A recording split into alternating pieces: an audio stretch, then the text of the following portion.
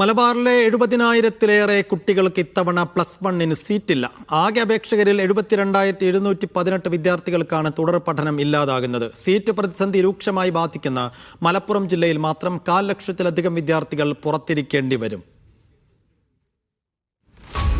ആകെ 1,70,735 സീറ്റുകളാണ് +1 കാസർഗോഡ് മുതൽ പാലക്കാട് വരെയുള്ള മലബാറിലെ 6 ജില്ലകളിലുള്ളത്. 2,43,453 അപേക്ഷകരുമുണ്ട്. അതായത് 72,718 വിദ്യാർത്ഥികൾക്ക് +1 പ്രവേശനം സാധ്യമാകില്ല.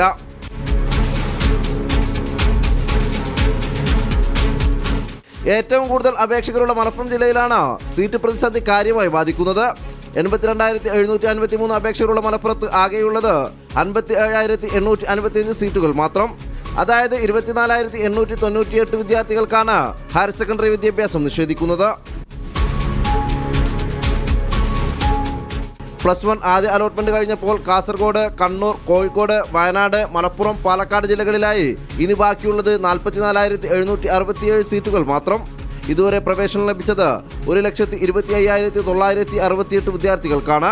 മലബാറിലെ 6 ജില്ലകളിലായി 72,718 വിദ്യാർത്ഥികൾക്ക് +1 പഠനം സാധ്യമാകില്ലെന്നർത്ഥം.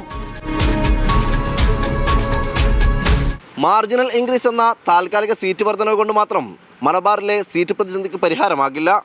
പുതിയ ബാച്ചുകളും സീറ്റുകളും അനുവദിക്കണം.